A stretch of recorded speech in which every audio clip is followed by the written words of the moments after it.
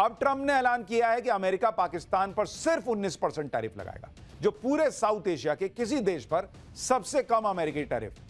अरे इतनी दोस्ती है तो टैरिफ जीरो कर दो, वो तो वैसे ही भिखारी देश है, वो तो कर्जा ले लेके चल रहा है, तो उससे टैरिफ क्यों ले रहे हो?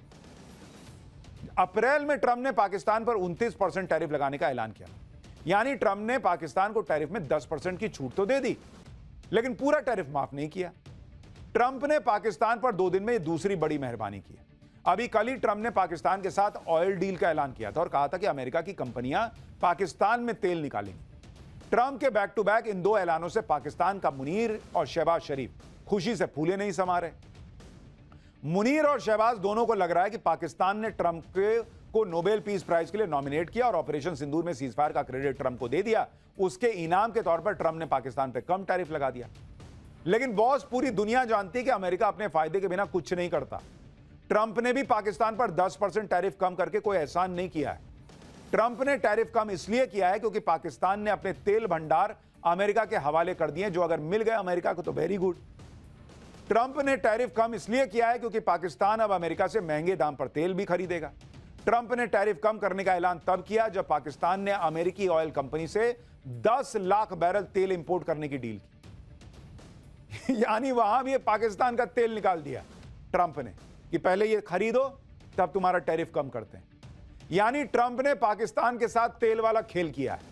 अब आप पाकिस्तानी एक्सपर्ट्स को भी सुनिए जो ऑयल डील का मजाक उड़ा रहे हैं, ट्रंप की नीयत पर सवाल उठा रहे हैं। पाकिस्तान में पाकिस्तानियों को समझ में आ रहा है कि ट्रंप जो है वो पाकिस्तान का तेल निकालने की तैयारी कर रहे हैं। मुनीर और शहबाज उसके तलवे में तेल लगा रहे हैं। पाकिस्तान के लोग भी समझ रहे हैं कि पाकिस्तान ऐसा भिखारी देश है जो कटोरा लेके खड़ा रहता है। कोई बस ऐसे 10 का नोट दिखाए उतने में चरणों में गिर जाता है। पाकिस्तान के लोग खुद हालांकि ये नहीं समझ पा रहे कि पाकिस्तान में कौन सा तेल का भंडार है जहां से अमेरिका तेल निकालेगा, लेकिन पाकिस्तानियों को यह जरूर समझ में आ चुका है कि ट्रंप पाकिस्तान में तेल निकले ना निकले, ट्रंप ने जो टैरिफ लगाया है उससे पाकिस्तान का तेल निकलना तय है। क्योंकि आप देखिए कि भिखारी पाकिस्तान के लिए तो 19% टैरिफ ही उसकी औकात से बाहर की बात है।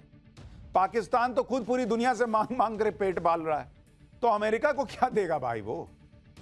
पाकिस्तान के लोगों को यह भी समझ नहीं आ रहा कि मुनीर ने अमेरिका जाकर ट्रंप को कौन सा लाहौरी चूरन चटा दिया कि ट्रंप ने पाकिस्तान में तेल निकालने की डील कर ली। लोग पूछ रहे हैं कि अगर पाकिस्तान के पास वाकई में तेल के भंडार हैं तो फिर वो पूरी दुनिया में कटोरा लेके क्यों घूम रहा है। भाई अगर तेल का भंडार था तो पाकिस्तान बेच के खुद ही अपना देश चला लेता। अगर पाकिस्तान के पास तेल का जखीरा है तो क्या पाकिस्तान को भीख मांगने का शौक है क्या? अगर पाकिस्तान के पास इतने ही तेल के भंडार पड़े हैं तो चीन को क्यों नहीं दे दिए? पाकिस्तान के पास अगर इतना ही तेल है तो फिर वो 85% तेल आयात क्यों कर रहा है? यानी इस वक्त डोनाल्ड ट्रंप बच्चे की तरह व्यवहार कर रहे हैं, उस बच्चे की तरह कि अच्छा तुमने मुझे ये नहीं दिया तो मैं जा रहा हूं, उससे दोस्ती कर लूंगा, मैं उसका दोस्त, तुम्हारा दोस्त नहीं हूं, अब हम दोनों क्रिकेट खेलेंगे। बैठ आइए, नहीं क्रिकेट क्या खेलोगे। हमने आपको कल भी दिखाया था कि पाकिस्तान में मीम शेयर किए जा रहे हैं, तेल की बड़ी बड़ी कड़ाइयों को पाकिस्तान का तेल भंडार बताया जा रहा है, क्योंकि पाकिस्तान दावा तो विशाल तेल भंडार होने का करता है, लेकिन उसके दावे का कोई प्रत्यक्ष सबूत ही नहीं है और पाकिस्तान में किसी बड़े तेल भंडार की कोई पुष्टि नहीं हुई। रिपोर्ट्स के मुताबिक पाकिस्तान के पास सिर्फ करीब 35 करोड़ बैरल तेल के भंडार हैं, जो पूरी दुनिया में तेल के भंडार का मात्र 0.021% है।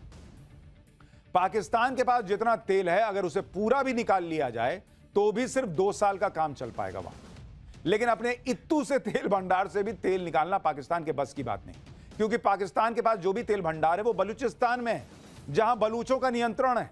साल 2024 में पाकिस्तानी अखबार डॉन की रिपोर्ट में खुलासा हुआ था कि पाकिस्तान में तेल इंडस्ट्री की बड़ी कंपनियां जैसे टोटल, शेल और एनी किसी न किसी बहाने पाकिस्तान से बाहर निकल गई हैं, क्योंकि बलूचिस्तान में मौजूदा तेल भंडारों और रिफाइनरीज की सुरक्षा एक बड़ी चिंता बनी हुई है। पाकिस्तान के एक्सपर्ट्स भी समझ रहे हैं कि ट्रंप ने भी पाकिस्तान से ऑयल डील पाकिस्तान में तेल निकालने के लिए नहीं की है। दरअसल ट्रंप की नजर पाकिस्तान के तेल भंडारों पर तो है नहीं। ट्रंप को पता है कि पाकिस्तान में तेल का कोई बहुत अद्भुत भंडार नहीं है, उसकी नजर है रेयर अर्थ मटेरियल्स के भंडार पर, जो आज के दौर में तेल से ज्यादा कीमती है। अमेरिका ने पाकिस्तान से ऑयल डील की है इसलिए ताकि उसे बलूचिस्तान तक पहुंच मिल जाए, जहां रेयर अर्थ मटेरियल्स भरे पड़े। बलूचिस्तान में 500 लाख करोड़ रुपए कीमत के रेयर अर्थ मटेरियल का भंडार है, जिनमें डिस्प्रोसियम, टर्बियम और यट्रियम जैसे रेयर अर्थ मटेरियल भी है, जिनका इस्तेमाल इलेक्ट्रॉनिक्स, ग्रीन एनर्जी और इलेक्ट्रिक वाहनों में होता है। बलूचिस्तान में इन्हीं रेयर अर्थ मटेरियल को कब्जे में करने के लिए चीन ने पाकिस्तान में सीपेक जैसे प्रोजेक्ट में अरबों डॉलर निवेश किए हैं। इसलिए वो पाकिस्तान को पुचकारता रहता है कि आओ बाबू आओ मेरे पास। अब ट्रंप पाकिस्तान के इस खजाने पर कब्जा चाहते हैं, यानी चीन को काउंटर कर सकें। यानी अब अमेरिका और चीन दोनों भिड़ जाएंगे। इधर से अमेरिका कहेगा आओ बाबू आओ, उधर से चीन कहेगा आओ बाबू आओ। बाबू का बाबा बन जाएगा कि इधर जाऊं कि उधर जाऊं। इस वक्त चीन और अमेरिका के बीच जबरदस्त ट्रेड वॉर चल रही है और ऐसे वक्त में पाकिस्तान ने चीन को धोखा देकर अमेरिका से डील कर ली।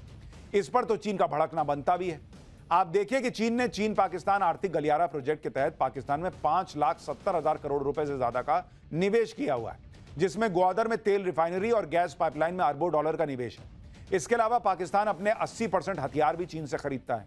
चीन ने पाकिस्तान को सबसे ज्यादा 2.5 लाख करोड़ रुपए से ज्यादा का कर्ज भी दिया हुआ है और अब पाकिस्तान ने चीन को धोखा देकर अमेरिका से डील करनी चाहिए। जाहिर है चीन चुप तो बैठेगा नहीं, अपना उधार मांगेगा कि जाओ बेटा उधर सट रहे हो तो इधर उधार दो। ट्रंप ने ऑयल डील के नाम पर पाकिस्तान को अमेरिका से तेल खरीदने पर मजबूर कर दिया है। यानी दुनिया के 2 सुपर पावर देश की जंग में पाकिस्तान का तेल निकलना तय है। पाकिस्तान जिन तेल और खनिज भंडारों को ट्रंप के हवाले करने जा रहा है वो बलूचिस्तान में है और यह जगह अमेरिका के लिए मौत का कुआं साबित हो सकती है, क्योंकि पाकिस्तान अमेरिका की डील के बाद बलूच नेता मीर यार बलूच ने ट्रंप को चेतावनी दी है। मीर यार बलूच ने एक सोशल मीडिया पोस्ट पर लिखा कि ट्रंप को पाकिस्तान के सेना प्रमुख जनरल असीम मुनीर ने गुमराह किया है। विशाल तेल और खनिज संपदा के भंडार पाकिस्तान में नहीं बल्कि बलूचिस्तान में है और बलूचिस्तान एक संप्रभु देश है और पाकिस्तान के अवैध कब्जे में है। बलूचिस्तान कभी अपने रेयर अर्थ मटेरियल्स के भंडार का दोहन करने की अनुमति नहीं देगा। अगर बलूचिस्तान की संप्रभुता को नुकसान पहुंचाने की कोशिश की गई तो गंभीर परिणाम भुगतने होंगे। यानी अभी अमेरिका घुसा भी नहीं है और बलूचों ने बड़ी चेतावनी दे दी है। बलूच विद्रोहियों ने चीन के विरोध में बलूचिस्तान के अंदर सीपेक प्रोजेक्ट्स पर कई हमले पहले ही किए हैं। बलूचों का कहना है कि चीन उनके संसाधनों को लूट रहा है, इसलिए बलूचिस्तान में मौजूद चीनी नागरिकों पर कई हमले ऑलरेडी हो चुके हैं। तो वहां पर चीन ने अपने सैनिक लगा दिए कि भाई चलो ठीक है तुम ही रक्षा कर लो, पाकिस्तान वाले तो नहीं कर पा रहे हैं। तो ये सारा गेम चल रहा है। भारत पाकिस्तान तो है नहीं कि भाई जो अमेरिका ने कहा वो कर लेगा, तो भारत अपने स्टैंड पर है। अमेरिका अभी हफ्ते भर के लिए पीछे खसका है, देखिए आगे क्या होता है, और पाकिस्तान का तो जो होगा सो होगा। लेकिन पाठशाला में अब अगला बड़ा महत्वपूर्ण चैप्टर, आरएसएस प्रमुख मोहन भागवत से लेकर योगी आदित्यनाथ तक सबको जेल में डाल देने वाली कांग्रेसी साजिश का क्या खुलासा हुआ है।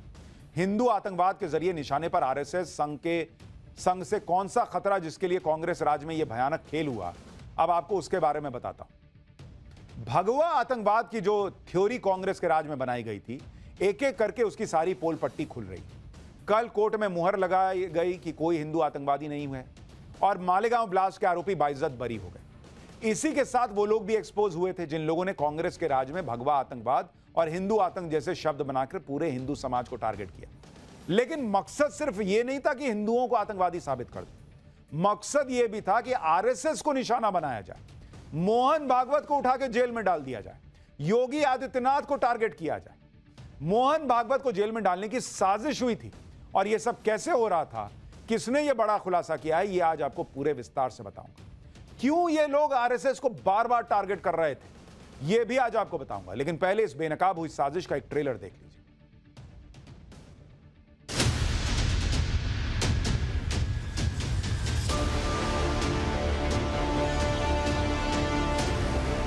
माननीय मोहन भागवत जी को उन्होंने मेरे को अरेस्ट करके पकड़ के लाने को बोला था। उन पर दबाव डाला गया था या अब दबाव डाला जा रहा है? कस्टडी में था एटीएस के, तो योगी जी का नाम लिया गया, भागवत जी का नाम लिया गया। गांधी परिवार का एक ये एजेंडा था। संघ को समझना इतना सरल नहीं है। भगवा आतंक की थ्योरी को कल कोर्ट ने खारिज कर दिया। आज एक बहुत बड़ा खुलासा भी हो गया और यह खुलासा संघ प्रमुख मोहन भागवत को लेकर हुआ। मालेगांव ब्लास्ट केस की जांच करने वाले महाराष्ट्र एटीएस के एक पूर्व अधिकारी ने सनसनीखेज दावा करके हड़कंप मचा दिया। संघ प्रमुख मोहन भागवत को भी इस केस में टारगेट करने की प्लानिंग थी। एटीएस के पूर्व अधिकारी महबूब मुजावर ने क्या दावे और खुलासे किए, आप खुद सुनिए कि कैसे उस समय यूपीए सरकार में हिंदू आतंकवाद, भगवा आतंकवाद ही छोड़िए, पूरे आरएसएस को टारगेट करने का प्लान था कि मोहन भागवत को उठा के जेल में डाल दो। सुनिए पूर्व एटीएस अधिकारी महबूब मुजावर को। माननीय मोहन भागवत जी को उन्होंने मेरे को अरेस्ट करके पकड़ के लाने को बोला था, और ये सब ऑन रिकॉर्ड था, पूरा रिकॉर्ड पे था। मगर वो लोग बता रहे थे कि ये एटीएस में है ही नहीं। अभी जब ये 7-8 साल पहले जब टाइम्स नाउ ने मेरी मुलाकात ली थी,